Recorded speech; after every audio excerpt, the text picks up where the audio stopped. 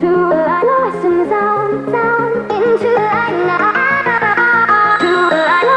Guys, आपका स्वागत है मेरे चैनल अंकित क्लासेस में। तो दोस्तों, मैं अब हूँ आपका दोस्त अंकित धारा। तो आज मैं शुरू करने जा रहे हैं इकोनॉमिक्स क्लास 10 के चैप्टर नंबर 2 के बारे में। ठीक है, तो बेसिकली हमारा ये चैप्टर 2 है, चैप्टर 2 है हमारा। चैप्टर 2 का नाम है हमारा सेक्टर्स ऑफ इंडियन इकोनॉमी। ठीक है, क्लास 10 का इकोनॉमिक्स का chapter number 2, sectors of Indian economy. ठीक है, सबसे पहले हम इस इंडियन ऑफ इकोनॉमी के चैप्टर का मतलब नाम का मतलब समझते हैं। इसका मतलब होता है कि हमारे भारत के अर्थव्यवस्था के क्षेत्र। ठीक है, सेक्टर्स का मतलब क्षेत्र, इंडिया भारत हमारा, और हमारी इकोनॉमी अर्थव्यवस्था। ठीक है, चीज समझ में आ गई। तो दोस्तों, सबसे पहले मतलब sectors of Indian economy. Sectors of Indian economy, आपने बहुत सारे लोगों को देखा होगा कि मतलब आप में से किसी के कुछ दोस्तों के फादर शायद से पहले के टाइम पे, फिर उनके दादाजी, ठीक है, पहले के टाइम पे मतलब कि किसान रहे होंगे। ठीक है, या फिर कहीं और मतलब फैक्ट्री में काम करे होंगे, या फिर और भी बहुत सारी चीजें। तो मतलब ये सारी चीजें, मतलब आपके फादर अभी जैसे जॉब कर रहे हैं। ठीक है, आपके फादर के फादर मतलब आपके ग्रैंडफादर पहले के टाइम पे शायद से किसान रह चुके हो, या फिर शायद से किसी मिल में वर्कर्स में काम कर रहे हो। ठीक है, तो वो तो काम कर रहे हैं ना, तो वो काम कर रहे हैं डिफरेंट डिफरेंट जगहों पर। तो वो डिफरेंट डिफरेंट जगह असल में वो क्षेत्र में आ जाती है, सेक्टर्स में आ जाती है। ठीक है, चीज समझ में आई आपको। तो दोस्तों, वहीं से शुरुआत होती है हमारे इस चैप्टर की। तो बेसिकली जो सेक्टर्स होते हैं वो 3 टाइप के सेक्टर होते हैं। ठीक है, फर्स्ट आता है हमारा प्राइमरी सेक्टर, दूसरा आता है हमारा सेकेंडरी सेक्टर, तीसरा आता है हमारा टर्शियरी सेक्टर। ठीक है, चीज समझ में आई। एक एक करके आप इन तीनों चीजों को समझते हैं। ठीक है, सबसे पहले हम समझते हैं कि प्राइमरी सेक्टर क्या होता है। ठीक है, प्राइमरी सेक्टर का मतलब होता है, देखो इसको बेसिकली इसका दूसरा नाम भी होता है जिसको हम कहते हैं एग्रीकल्चरल सेक्टर। एग्रीकल्चरल सेक्टर मतलब इसमें बेसिकली क्या होगी, खेती बाड़ी होगी। ठीक है, तो प्राइमरी सेक्टर जो होता है वो बेस्ड होता है खेती बाड़ी पे, एग्रीकल्चर पे। ठीक है, इसे हम कहते हैं प्राइमरी सेक्टर। ठीक है, चीज समझ में आ गई आपको। तो देखो प्राइमरी सेक्टर, अब इसको सेक्टर इसलिए कहा गया कि बहुत सारे लोग अभी भी इंडिया की मतलब आधे से मतलब आधा से थोड़ा कम हो सकता है, लेकिन हाँ लोग अभी भी किसान हैं हमारे। तो बेसिकली जो हमारा प्राइमरी सेक्टर होता है जिसे हम कहते हैं एग्रीकल्चरल सेक्टर, तो उस सेक्टर में बेसिकली जो हमारे किसान लोग होते हैं, जो हमारे फार्मर्स होते हैं, जो हमारे पीजेंट्स होते हैं, ये लोग क्या करते हैं, ये लोग खेती करते हैं। ठीक है, जब फॉर एग्जांपल मैं एक एग्जांपल लेता हूं कि हमारे आलू की खेती। ठीक है, तो हमारे जो किसान हैं उन लोगों ने क्या किया, किसान भाई लोगों ने क्या किया कि हमारे खेती की। ठीक है, खेती में उन्होंने आलू उगाए। तो वो जो आलू है वो उनका क्या हो गया, वो तो एक तरफ से उनका प्रोडक्ट हो गया कि उन्होंने उसको मतलब उसकी खेती की। ठीक है, उसका एग्रीकल्चर किया, प्लॉइंग की, बहुत सारी चीजें की। ठीक है, हार्वेस्ट कर लिया, उसके बाद जाके आलू निकल के एक रॉ मटेरियल निकल के आता है। ठीक है, तो बेसिकली एग्रीकल्चर सेक्टर, अगर आपको प्राइमरी सेक्टर की कोई डेफिनेशन पूछे कि व्हाट इज प्राइमरी सेक्टर, तो आप कह सकते हैं the all the agricultural things which are undergone in this sector is known as primary sector. ठीक है, मतलब जितनी भी एग्रीकल्चर होती है, जितनी भी एग्रीकल्चर में जितनी सारी चीजें आती है, वो सारी चीजें किस में आती है, हमारे प्राइमरी सेक्टर में। ठीक है, primary sector basically agricultural sector होता है, तो इसका दूसरा नाम क्या रख दिया गया, एग्रीकल्चरल सेक्टर। ठीक है, तो अब बढ़ते हैं हमारे दूसरे वाले सेक्टर के ऊपर, जो कि हमारा सेकेंडरी सेक्टर।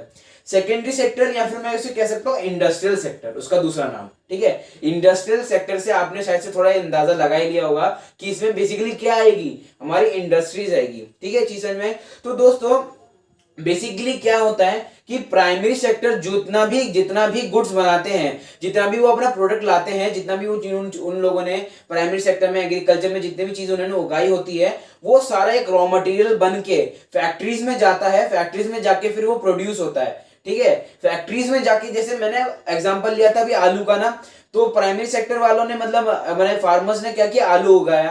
तो वो जो आलू होता है, वो आलू हमारे सर्विस मैन्युफैक्चरिंग इंडस्ट्री वालों ने क्या किया, वो आलू उन्होंने खरीद लिए। ठीक है, वो आलू उन्होंने खरीद के क्या कर दिया, उसको आलू को लेकर, उन आलू को प्रोड्यूस करके उन्होंने चिप्स निकाल दिए, चिप्स के पैकेट निकाल दिए।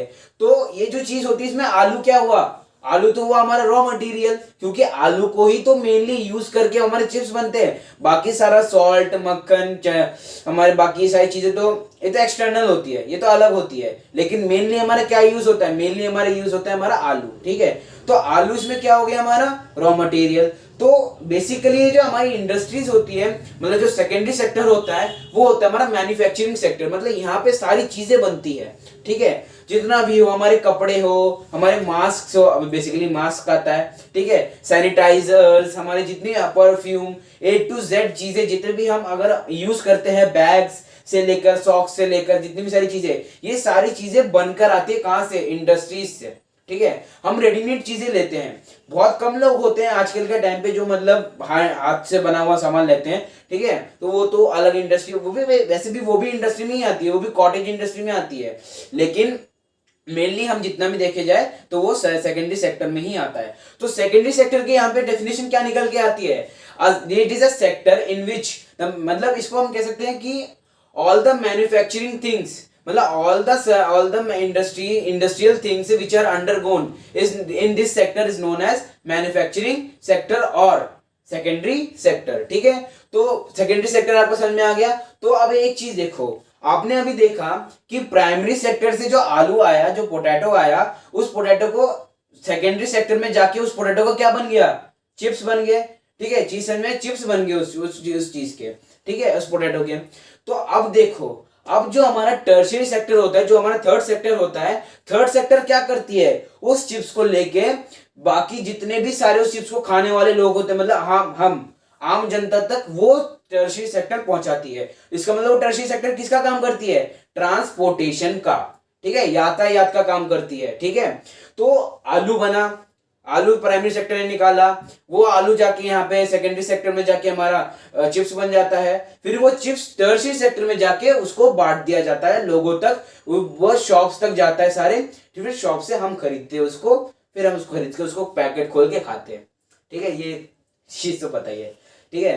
तो tertiary sector basically service sector होता है, ठीक है। सर्विस सेक्टर का मतलब कौन सी सर्विस आती है इसमें? इसमें सर्विस आती है हमारी बैंकिंग की, हमारी ट्रांसपोर्टेशन की, हमारी कम्युनिकेशन की, ठीक है, और भी अदर जो सर्विसेज होती है, जो जिसमें आप देखते हो कि जैसे बैंकिंग, कम्युनिकेशन, फॉरेन सर्विसेज, जितना भी पैसा हम एक्सचेंज करते हैं, ये सारी सर्विसेज टर्शियरी सेक्टर में आती है, ठीक है। जो कि अभी देखा जाए अभी के टाइम में बहुत ज्यादा ग्रो करके आ रहा है। ये जो सेक्टर है ना, सर्विस सेक्टर और टर्शियरी सेक्टर जिसे हम कहते हैं, ये सेक्टर बहुत ही ज्यादा इस टाइम पे, मॉडर्न टाइम पे बहुत ही ज्यादा ग्रो करके आ रहा है, ठीक है। तो ये चीज आपको समझ में आ चुकी है। टर्शियरी सेक्टर क्या होता है आपको पता चल गया होगा कि all the services are undergone in this sector, ठीक है। डेफिनेशन बहुत ही छोटी सी है, बना के आप लिख सकते हो, ना भी लिख सकते हो तो कोई दिक्कत नहीं है। मैं इस चैप्टर की भी पीडीएफ बना के आपको लिंक डिस्क्रिप्शन में डाल दूंगा, आप उसके लिंक पे जाके पीडीएफ खोल के आप देख सकते हो, ठीक है। उसमें कोई टेंशन नहीं है, आप टेंशन में ज्यादा ना ले, ठीक है। तो अब एक चीज देखो, एक चीज अब इसमें एक बात आती है, क्या ये तीनों एक दूसरे पे डिपेंडेंट है? देखो अभी हमने जो चेन पढ़ी कि आलू आया, आलू से चिप्स बना, वो चिप्स जाता है वो ट्रांसपोर्ट होने, अगर इस चेन में, ये जो चेन बनती है, इस चेन में अगर एक चीज भी डिफेक्ट होगी ना, मतलब अगर ट्रांसपोर्टेशन नहीं हुआ, तो फिर तो वो बन के सिर्फ इंडस्ट्री में रखा रह जाएगा, इंडस्ट्री में ही रखा रह जाएगा ना, बाकी वो तो उसका तो ट्रांसपोर्टेशन हुआ ही नहीं, वो तो हम तक तो पहुंचा ही नहीं, फिर कंपनी को फायदा ही नहीं हुआ। ये चीज होती है ना। ये असल में ये तीनों एक दूसरे के ऊपर बहुत ही ज्यादा डिपेंड करते हैं, ठीक है। ये तीनों अपने ऊपर मतलब एक दूसरे के ऊपर बहुत ही ज्यादा डिपेंडेंट रहते हैं। अगर आलू नहीं होगा तो इंडस्ट्री बनाएगी क्या, ठीक है। अगर इंडस्ट्री नहीं बनाएगी तो सर्विस सेक्टर जो हमारा टर्शियरी सेक्टर होता है वो बेचेगा क्या, ठीक है। चीज समझ में आई आपको? तो दोस्तों बस बेसिकली अगर आपसे पूछना है कि एग्रीकल्चरल सेक्टर और ये सेकेंडरी सेक्टर एक दूसरे के ऊपर डिपेंडेंट है कि नहीं है, या फिर टर्शियरी सेक्टर एक दूसरे ये तीनों एक दूसरे लिंक्ड है कि नहीं, तो सिंपल आंसर है yes, they are dependent, because if any defect in this chain happen, then the other two sectors will face losses or they will become a lose, मतलब वर्थलेस रह जाएंगे वो, ठीक है, वर्थलेस रह जाएंगे, एक तरह से हम कह सकते हैं इसको। चीज समझ में आई आपको? ठीक है। तो दोस्तों बाकी की जो हमारी चीजें आती है इस चैप्टर में, इस चैप्टर में हम आगे पढ़ेंगे कि हमारे इन सेक्टर में कंपैरिजन क्या है।